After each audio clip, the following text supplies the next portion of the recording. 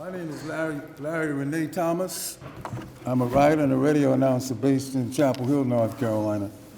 And I'm hopelessly hooked on American classical music, commonly called jazz.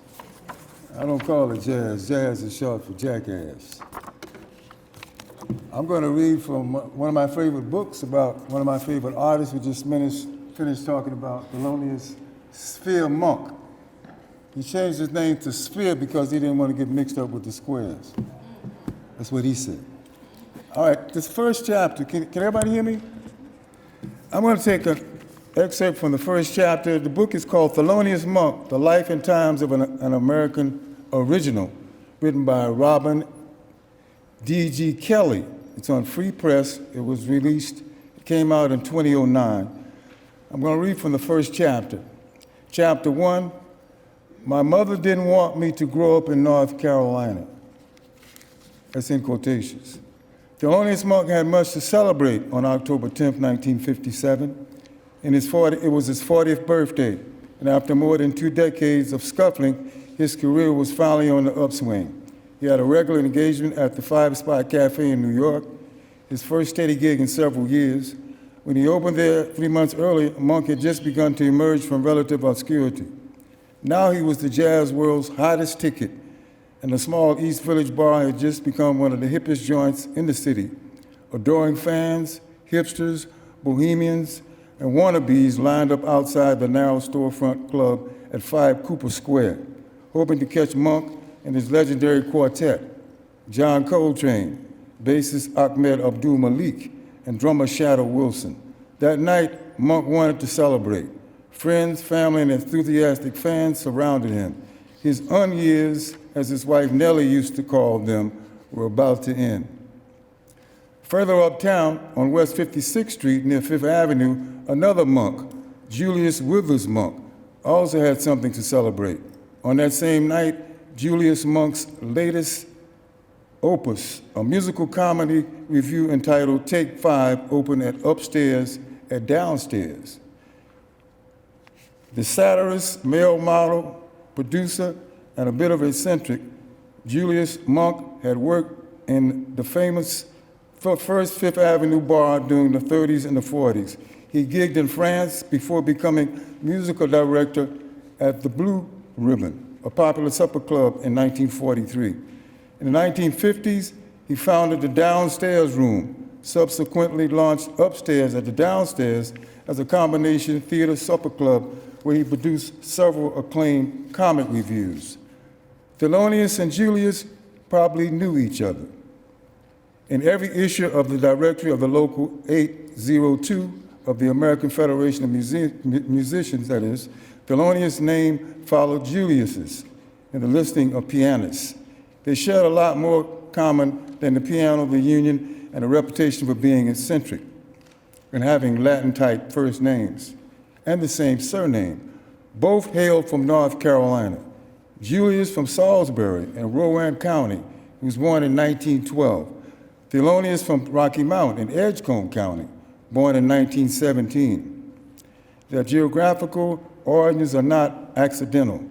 A century earlier, Julius's great-grandfather, Archibald Monk, had enslaved Thelonious's great-grandfather, John Jack Monk.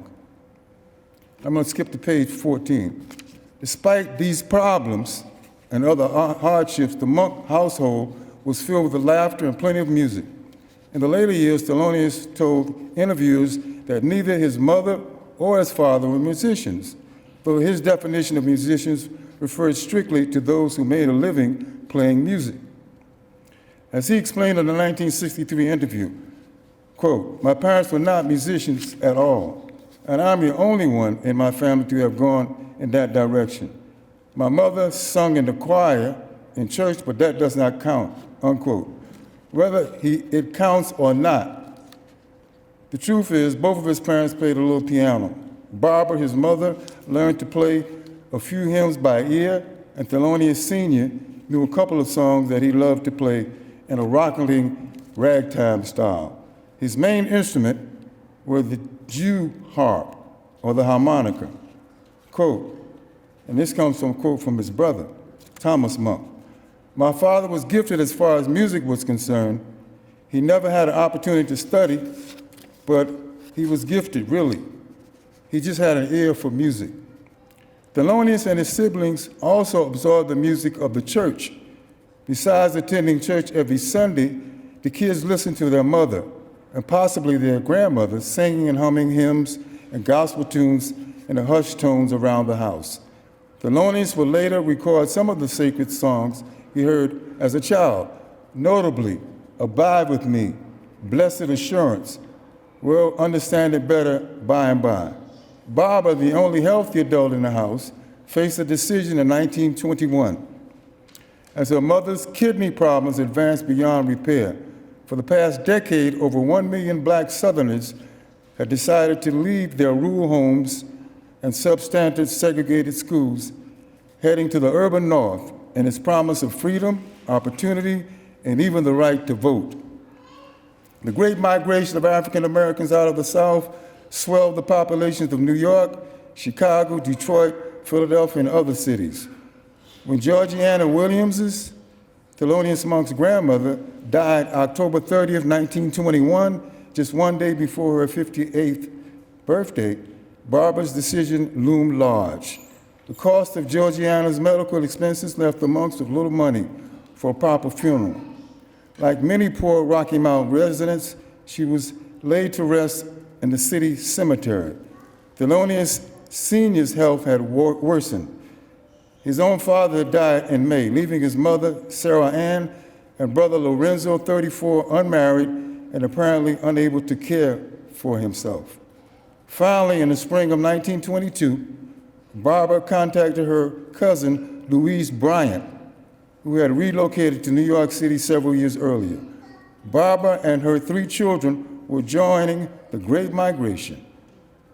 On some unknown day in June 1922, the Monks rose early and made their way to the main station. 3 children and overstuffed bags in tow. They caught the 6:33 a.m. West Indian Limited to New York. Thelonious Sr. moved whatever was left at 813 Green Avenue to a small house on 120 Dunn Street. Thelonious Monk Jr., age 4, would not be a Southerner after all. Thank you.